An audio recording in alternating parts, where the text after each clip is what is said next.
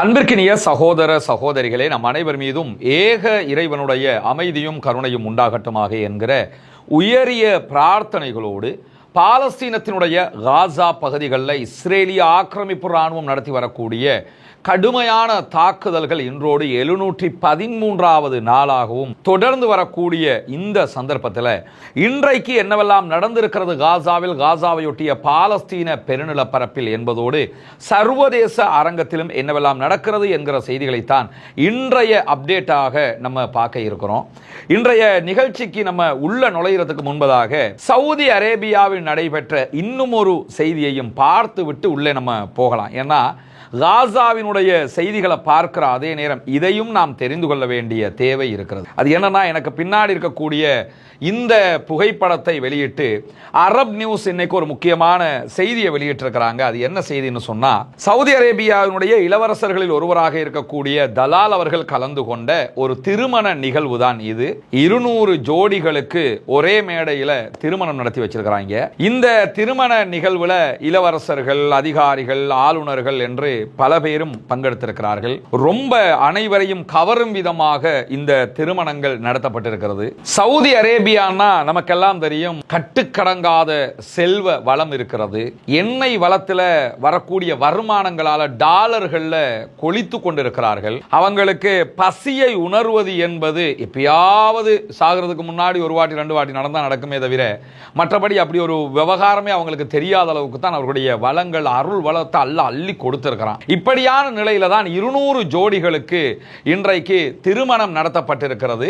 இந்த திருமணத்தில் ஆடல், பாடல், கச்சேரிகள் எல்லாம் நடைபெற்றதாக அரப் நியூஸ் சொல்றதோட ஒரு திரைப்படமும் காட்சிப்படுத்தப்பட்டிருக்கு. எல்லாத்தையும் பார்த்து ரசித்து கல்யாணத்தை முடிச்சுட்டு எல்லாரும் போயிருக்கிறாங்க என்பதுதான் செய்தி. இப்படி திருமணம் நடத்தப்பட்டது எந்த பிரச்சனையும் கிடையாது. திருமணம் தானே இஸ்லாம் அனுமதிச்சது, கட்டாயம் அதை செய்யலாம், எந்த பிரச்சனையும் கிடையாது. நம்ம இந்த திருமணம் என்கிற விவகாரத்தை விமர்சிக்க போகலாம். ஆனால் இந்த 200 ஜோடிகளுக்கான திருமண நிகழ்வு அது ஒரு பெரிய செய்தியாக்கப்படுகிறது, பெரிய நிகழ்ச்சியாக நடத்தப்படுகிறது. அதில் ஆடல், பாடல், கச்சேரிகள் நடத்தப்படுகிறது, திரைப்படம் திரையிடப்படுகிறது. இப்படி அவர்கள் தங்களை குஷிப்படுத்திக் கொள்வதற்காக, ரசித்துக் கொள்வதற்காக, தங்களுடைய மகிழ்ச்சியை அதிகரித்துக் கொள்வதற்காக இவ்வளவு வேலைகளையும் ஒரு இடத்துல பண்ணும்போது, அதே அரபு நாட்டுக்கு எதிர்த்த மாதிரி இருக்கக்கூடிய, இதே அரபு பேசக்கூடிய, இதே அரபிகள் ஏற்றுக்கொண்டிருக்கக்கூடிய, இஸ்லாமிய மார்க்கத்தை ஏற்றுக்கொண்டிருக்கக்கூடிய 24 லட்சம் மக்கள் உண்ண உணவில்லாமல், எடுப்பதற்கு மருந்துகள் இல்லாமல், குடிப்பதற்கு தண்ணீர் இல்லாமல், அடுத்த கணம் என்னுடைய உயிர் போய்விடும் என்பதை எதிர்பார்த்து கொண்டு உச்சகட்ட இஸ்ரேலிய ராணுவத்தினுடைய தாக்குதல்களுக்கு ஆளாகி கொண்டிருக்கிறார்கள். அங்கு நடத்தப்படக்கூடிய தாக்குதல்களுடைய வெடிச்சத்தங்கள் ஜோர்தான் வரை கேட்கிறது. அடுத்த பக்கம் டெல் அவீவ் வரைக்கும் கேட்கிறது. லெபனானிய மக்களுக்கு அந்த தாக்குதல்களுடைய சப்தங்கள் கேட்கிறது. காசாவிலே அழுகுரல்கள் மாத்திரம்தான் கேட்டுக்கொண்டிருக்கிறது. இரத்தமும் சதையுமாக அந்த மக்கள் இந்த உலகத்தில் இதுவரை நடந்த அழிவுகள்ல, மனிதனால் ஏற்படுத்தப்பட்ட அழிவுகள்ல எந்த யுத்தமும் இப்படி அநியாயமாக நடத்தப்படவில்லை என்கிற அளவுக்கு படுமோசமான ஒரு தாக்குதலுக்கு உள்ளாகி கொண்டிருக்கிறார்கள். உலக வரலாற்றில் ஐநா சபை உருவாக்கப்பட்டதில் இருந்து ஜினசைட் என்கிற வார்த்தை ஐநாவினுடைய வரலாற்றில் இதுவரை பயன்படுத்தப்படவில்லை. ஆனால் முதல் தடவையாக ஐநாவினுடைய ஹியூமன் ரைட்ஸ் கமிஷன், மனித உரிமைகள் ஆணைக்குழு, இஸ்ரேல் இன அழிப்பு செய்திருக்கிறது, ஜினசைட் தான் பண்றாங்க என்கிற வேர்டையே பயன்படுத்தி இருக்கிறாங்க. இந்த வேர்டு உருவாக்கப்பட்டதே ஒரு இஸ்ரேலிய யூதனால் தான் உருவாக்கப்பட்டது. யூத சட்டத்தரணி ஒருவன் தான் ஜினோசைட் என்கிற வார்த்தையை உருவாக்குறான். இன அழிப்பு என்கிற ஒரு வார்த்தை.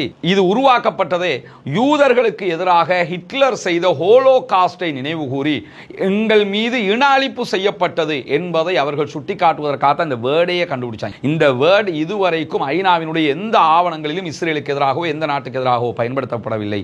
முதல் தடவையாக இஸ்ரேல் காசாவில் இன அழிப்பு செய்கிறது என்கிற வார்த்தை பயன்படுத்தப்பட்டது. ஏன் இதெல்லாம் நான் சொல்றேன்னா, கடந்த 24 மணி நேரங்களுக்குள்ளாக 79 அப்பாவிகள் காசாவிலே அநியாயமாக கொல்லப்பட்டிருக்கிறார்கள், ஷஹீதாகி இருக்கிறார்கள். 228 அப்பாவிகள் படு காயங்களுக்கு உள்ளாகி இருக்கிறார்கள். காசாவினுடைய மருத்துவமனைகள் எல்லாம் அழிக்கப்பட்டிருக்கிறது. மருத்துவமனைகளுடைய டென்ட்டுகளுக்குள்ளதான் தற்போது மருத்துவம் பார்க்கப்படுகிறது. காசாவில் இருக்கக்கூடிய உயரமான கட்டிடங்கள் எல்லாம் மொத்தமாக அழிக்கப்பட்டு கொண்டு வருகிறது. இப்படி அநியாயத்திற்கு மேல் அநியாயம் அருகில் இருக்கக்கூடிய காசாவில் நடந்து கொண்டிருக்கும் போது அது எப்படின்னு தெரியல. இவ்வளவு ஒரு சுகபோகமாக மகிழ்ச்சியாக இந்த மாதிரியான நிகழ்வுகளை எல்லாம் சவுதி அரேபியா ஒட்டி இருக்கக்கூடிய குவைத்து, பஹ்ரைனு, கத்தார், எதா இருந்தாலும் சரி, இந்த அரபு நாடுகள் எல்லோருமே இவ்வளவு இன்பமாக மகிழ்ச்சியாக செய்கிறார்கள் என்பதுதான் நமக்கு இருக்கக்கூடிய ஒரு கேள்வி. இதனால தான் இந்த நிகழ்ச்சியினுடைய ஆரம்பத்திலேயே இந்த செய்தியை நம்ம சுட்டிக்காட்ட வேண்டி இருந்தது.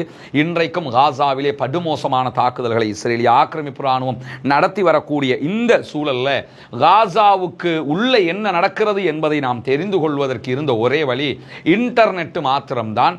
தற்போது காசாவிலே இன்டர்நெட் துண்டிக்கப்பட்டிருக்கிறது, இணைய முடக்கம் ஏற்பட்டிருக்கிறது. கிட்டத்தட்ட காசா பகுதிகளில், ரஃபா பகுதிகளில் கொஞ்சம் இணையம் செயல்படுவதாக சொல்லப்படுகிறது.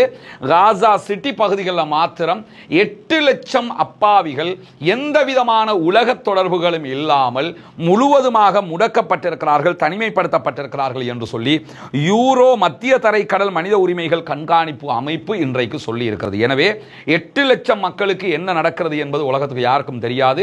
இணையம் முழுவதுமாக துண்டிக்கப்பட்டிருக்கிறது. எந்த விதமான செயல்பாடுகளையும் வெளியே கொண்டு வர முடியாமல் இருக்க அல் ஜசீரா மாத்திரம் ரொம்ப சிரமப்பட்டு சில செய்திகளை வெளியே கொண்டு வந்து கொண்டே இருக்கிறாங்க. காசா சிட்டிக்குள்ள என்ன நடக்கிறது என்பது 60,000 இஸ்ரேலிய ராணுவம் களமிறக்கப்பட்டிருக்கிறது. மொத்த தாக்குதல்கள் நடத்தப்பட்டு கொண்டிருக்கக்கூடிய சூழல்ல இதுவரைக்கும் சிறைச்சாலைகளுக்குள்ளாக இஸ்ரேலுடைய நெகோ பாலைவனத்தில் இருக்கக்கூடிய சிறை உள்ளிட்ட இஸ்ரேலிய சிறைகளில் 75 பாலஸ்தீன அப்பாவிகள் கொல்லப்பட்டிருக்கிறார்கள் என்கிற ஒரு ஆபத்தான செய்தியும் இன்றைக்கு வெளியாகி இருக்கிறது. இப்படி கொல்லப்பட்டவர்கள் காசாவில் இருந்து கைது செய்யப்பட்ட 49 அப்பாவிகள் அங்கு வதை முகாம்களில் தாங்க முடியாத துன்பங்களால் கொல்லப்பட்டிருக்கிறார்கள். மேற்கு கரை வெஸ்ட் பேங்கை சேர்ந்த 24 அப்பாவிகள் இப்படி கொல்லப்பட்டிருக்கிறார்கள். அதே போன்று இஸ்ரேலிய குடியுரிமை பெற்ற, ஆக்கிரமிக்கப்பட்ட பாலஸ்தீனம் தான் இஸ்ரேல், அந்த இஸ்ரேலுடைய குடியுரிமை பெற்ற 2 பாலஸ்தீன அப்பாவிகளும் இப்படி கொல்லப்பட்டிருக்கிறார்கள் என்று சொல்லி இன்றைக்கு ஐநாவினுடைய மனித உரிமைகள் அலுவலகம், இஸ்ரேலுக்குள்ள இருந்து செயல்படக்கூடிய அலுவலகம் அறிவித்திருக்கிறது. எனவே ஐநாவினுடைய அலுவலகத்தினுடைய தரவுகள் பிரகாரம் இவ்வளவு அநியாயங்கள் இஸ்ரேலிய சிறைகளுக்குள் நடந்து கொண்டிருக்கிறது. வெளியில நடக்கிற பச்சை பச்சையா கொள்றதை கேட்கறதுக்கே ஆள் இல்லை, சிறைக்குள்ள நடக்கக்கூடியதை தான் கேட்கறதுக்கு ஆட்கள் இருக்கிறாங்களா என்கிற கேள்விகள் எழாமல் இல்லை. எனவே அல்லாஹ்வை மட்டும்தான் நம்ம நம்ப முடியும், அல்லாஹ்ட்ட மட்டும்தான் கேட்க முடியும். அவனிடம் மாத்திரமே கையேந்துங்கள், அவனிடத்தில் மாத்திரமே அழுது புலம்புங்கள். காசாவினுடைய அப்பாவிகள் பாதுகாக்கப்பட வேண்டும், அவர்களுக்கு அல்லாஹு தஆலா நிம்மதியை கொடுக்க வேண்டும் என்கிற பிரார்த்தனைகளோடு அல் சக்ரா என்கிற பகுதிகளில் இன்றைக்கு இஸ்ரேலிய ஆக்கிரமிப்பு ராணுவத்திற்கு எதிராக பாலஸ்தீன விடுதலை அமைப்பினுடைய துணை ராணுவ குழு இன்றைக்கு பாரதூரமான தாக்குதல்களை நடத்தி இருக்கிறார்கள். குறிப்பாக பாலஸ்தீன விடுதலை அமைப்பினுடைய துணை ராணுவ குழுவின் தூபாஸ் பட்டாலியன் நடத்தி இருக்கக்கூடிய தாக்குதல்களில் இன்றைக்கு இஸ்ரேலிய ஆக்கிரமிப்பு ராணுவத்தை நோக்கி சரமாரியான துப்பாக்கிச் சூடு நடத்தப்பட்டிருக்கிறது. அவர்களில் பல பேர் கொல்லப்பட்டிருக்கிறார்கள் என்கிற செய்திகளையும் பாலஸ்தீன விடுதலை அமைப்பின் துணை ராணுவ குழு வெளியிட்டிருக்கக்கூடிய சூழல்ல இன்றைக்கு ஜோர்தான்ல இருந்து இஸ்ரேலை நோக்கி எலன்பி பாலத்தினால் வந்த ஒரு வெஹிக்கிள்ல வந்த ஒரு நபர் இஸ்ரேலுடைய ராணுவத்தை நோக்கி நடத்திய துப்பாக்கிச் சூட்டில் இதுவரைக்கும் 2 இஸ்ரேலியர்கள் கொல்லப்பட்டிருக்கிறார்கள் என்கிற செய்திகளோடு சில பேருக்கு படுகாயம் ஏற்பட்டிருக்கிறது. அந்த ஏரியா முழுவதும் பலத்த பாதுகாப்பு போடப்பட்டிருக்கிறது. ஜோர்தான் போர்சஸும் களமிறக்கப்பட்டிருக்கிறாங்க, இஸ்ரேலுடைய ராணுவமும் ஆக்கிரமிப்பு ராணுவமும் களமிறக்கப்பட்டிருக்கிறது. இந்த பகுதிகளில் தான் அந்த தாக்குதல் நடைபெற்றதாக சொல்லப்படுகிறது. அலன்பி பாலம் இந்த பகுதிகளில் தான் காணப்படுகிறது. ஜோர்தான்ல இருந்து இஸ்ரேலை நோக்கி வருகிற அந்த பகுதிகளில் தான் இந்த தாக்குதல் நடத்தப்பட்டிருக்கு. குறிப்பாக இஸ்ரேலுடைய ராணுவம் வெளியிட்டிருக்கக்கூடிய செய்திகளில் ஜோர்தானுடைய ஓய்வு பெற்ற ஒரு ராணுவத்தை சேர்ந்த ஒருவர் தான் இந்த தாக்குதலை துல்லியமாக நடத்தியிருக்கிறார் என்கிற செய்திகள் வெளியாகி இருக்கிறது. மேலதிக தகவல்கள் வருகிற போது அவற்றையும் நாம் உங்களோடு பகிர்ந்து கொள்ள தயாராக இருக்கக்கூடிய சூழல்ல காசாவில் இஸ்ரேலிய ஆக்கிரமிப்பு ராணுவத்தினுடைய கோலானி படைப்பிரிவை சேர்ந்த 5 ராணுவத்தினர் நாங்கள் யுத்தத்திற்கு வர முடியாது என்று சொன்ன காரணத்தினால் நடவடிக்கைக்கு உட்படுத்தப்பட்டிருக்கிறார்கள். ஏன்னா காசாவுக்குள்ள நுழைஞ்சாலே நம்ம செத்துருவோம், நம்மளை கொன்று குவிச்சிருவாங்க, அதை தாண்டி நம்ம நிறைய அநியாயம் பண்றோம்னு தெரியுது, நாங்க வர முடியாது என்று அவர்கள் பிடிவாதம் இருக்கிறார்கள். இப்படி நிறைய இஸ்ரேலிய ஆக்கிரமிப்பு ராணுவத்தை சேர்ந்த பல பேர் நாங்கள் யுத்தத்துக்கு போக முடியாது என்று பின்வாங்குகிறார்கள். சில பேருக்கு போக முடியாது பின்வாங்கினாலும் நடவடிக்கைங்கிற காரணத்தினால வேண்டாவிருப்பாக போக வேண்டிய நிலை ஈவன் இஸ்ரேலிய ராணுவ தளபதிக்கு அந்த நிலை தான் இருக்கிறது. குறிப்பாக இந்த ராணுவ தாக்குதல்களை பொறுத்தவரையில்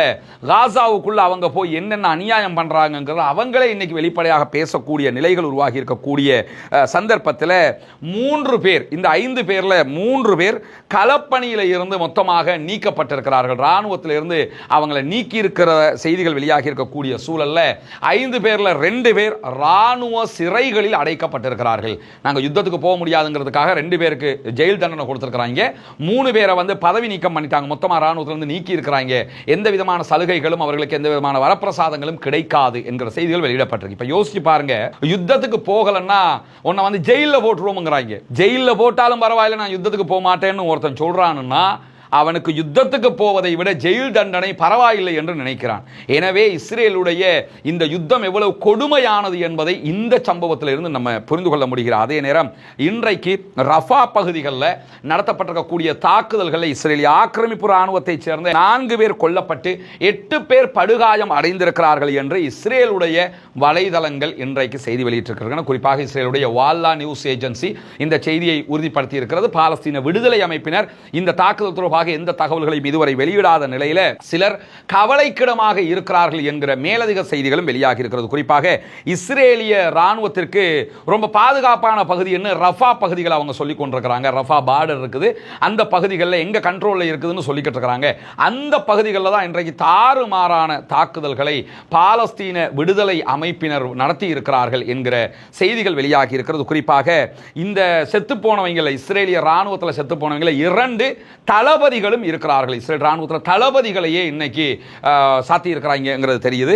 அதே மாதிரி 2 முக்கியமான அதிகாரிகள், அவர்களுடைய டிரைவர்கள் எல்லோருமே மொத்தமாக அவருக்கு போயிருக்கிறாங்க என்கிற செய்திகள் வெளியாகி இருக்கக்கூடிய சூழல்ல இஸ்ரேலுடைய வலைதளங்கள் மேலதிகமான சில செய்திகளை வெளியிட்டிருக்கிறாங்க. அதுல இஸ்ரேலுடைய ராணுவ டேங்க் மேல, மெர்காவா டேங்க் மேல நடத்தப்பட்டிருக்கக்கூடிய தாக்குதல்கள்ல மெர்காவா டேங்க் மேல குண்டு தாக்குதல் நடத்தப்பட்டு பிறகு அந்த டேங்குக்குள்ள இருந்து ஓடுவதற்கு, உயிர் தப்புவதற்கு முனைந்த இஸ்ரேலிய ராணுவ தளபதியை நோக்கி துப்பாக்கி சூடு நடத்தப்பட்டதாகவும் இதனால் டேங்க் முழுவதுமாக தீப்பிடித்து எரிந்து அதில் இருந்த அத்தனை பேரும் கொல்லப்பட்டிருக்கிறார்கள் என்கிற செய்திகளும் வெளியாகி இருக்கு. எது எப்படி போனாலும் 10 பேருக்கு குறையாதவர்கள் இன்றைக்கு கொல்லப்பட்டிருக்கிறார்கள் இஸ்ரேலிய ஆக்கிரமிப்பு ராணுவத்திலே என்கிற செய்திகளும் வெளியாகி இருக்கிறது. எனவே பாலஸ்தீன விடுதலை அமைப்பினர் சொன்னதை போன்று அவர்களால் முடிந்தவரை இஸ்ரேலுக்கு எதிரான தாக்குதல்களை தொடர்ந்து வருகிறார்கள் என்கிற செய்திகளுக்கு மத்தியில் நமக்கெல்லாம் தெரியும், இந்த பெஞ்சமின் நெதன்யாஹுக்கும் அமெரிக்க அதிபர் டொனால்ட் ட்ரம்புக்கும் இடையில் அடிக்கடி மனக்கசப்பு ஏற்படுகிறது அல்லது சண்டை ஏற்படுகிறது என்கிற விதமான செய்திகள் வெளியாகி கொண்டே இருக்கு. நம்ம கூட அந்த செய்திகளை எடுத்து சொல்லிக் கொண்டே இருப்போம் உங்களுக்கு. ஆனால் இன்னைக்கு ஒரு செய்தி வெளியாகிருக்கு. என்னன்னு கேட்டா, வால் ஸ்ட்ரீட் ஜேர்னல், அமெரிக்காவினுடைய மிக முக்கியமான ஒரு ஊடகம், அவங்க இஸ்ரேலுடைய அதிகாரிகளையும் இஸ்ரேலுடைய ராணுவத்தில் ஓய்வு பெற்ற அதிகாரிகளையும் அதே போன்று அமெரிக்க அதிபருக்கு நெருக்கமானவர்களையும் அடையாளம் கண்டு அவர்கள் மூலமாக பெறப்பெற்ற ஒரு முக்கியமான செய்தியை வெளியிட்டிருக்கிறாங்க. என்னன்னு கேட்டா, ட்ரம்ப் அதே போன்று பெஞ்சமின் நெதன்யாஹுக்கு இடையில பதற்றமான சூழல் இருக்குது என்று எந்த செய்தி வந்தாலும் நம்பாதீங்க அப்படின்னு சொல்லி இன்றைக்கு இஸ்ரேலுடைய அதிகாரிகளும் அமெரிக்காவினுடைய அதிகாரிகளும் சொல்லக்கூடிய செய்திகளை வால் ஸ்ட்ரீட் ஜேர்னல் இன்றைக்கு சொல்லியிருக்கிறது. குறிப்பாக அரபு நாட்டினுடைய தலைவர்களையும் அரபு நாடுகளையும் திசை திருப்புவதற்காகத்தான் இந்த நாடகம் அரங்கேற்றப்படுகிறது என்கிறது வால் ஸ்ட்ரீட் ஜேர்னல். நமக்கெல்லாம் தெரியும், அரபு நாடுகளுக்கு டொனால்ட் ட்ரம்ப் ஒரு 3 மாசத்துக்கு முன்னாடி வந்தார் இல்லையா? வரும்போது அரபு நாடுகளுக்கெல்லாம் வந்தார். குறிப்பாக UAE வந்தார், சவுதி அரேபியா வந்தார், கத்தருக்கு வந்தார். இப்படி வந்தவர் இஸ்ரேலுக்கு போகல. நாங்கள் இஸ்ரேலுக்கு போகல, ஏன்னா அந்த 2 பேருக்கும் இடையில கொஞ்சம் முருகல் ஒன்று இருக்குது என்கிற நிலையான செய்திகள் தான் அப்படியே வந்துகிட்டு இருந்தது. ஆனால் அது கூட நாடகம், எல்லாமே நடிப்பு, திட்டமிட்ட செயல்பாடு. ஊடகங்களுக்கு அப்படி ஒரு காட்சி அவங்க காட்டினாங்களே தவிர எந்த விதமான பிரச்சனையும் அவர்களுக்குள் இல்லை. 2 பேரும் சண்டை பிடிக்கிற மாதிரி, பெஞ்சமின் நெதன்யாஹு கத்தாருக்கு அடிக்கிற மாதிரி அடிப்பார். உன்னை கண்டிக்கிறேன் என்று சொல்லி டொனால்ட் ட்ரம்ப் சொல்ற மாதிரி சொல்லுவார்.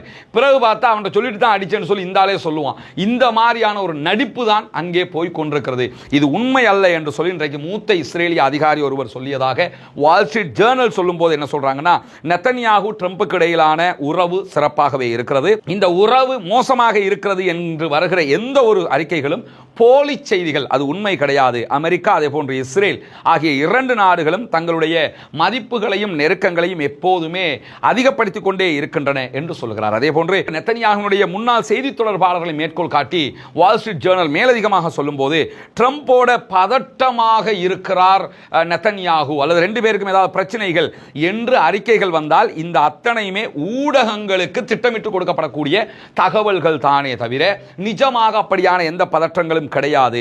போர் நிறுத்த பேச்சுவார்த்தையை விட ராணுவ பலத்தை நெதன்யாஹு விரும்புகிறாரு. யுத்தத்தை சமாதானமாக முடிக்கிறத விட சண்டை போட்டே ரெண்டில் ஒன்று பார்க்கணும்னு சொல்லி தான் நெத்தன்யாகு நினச்சிக்கிட்டு இருக்கிறாரு.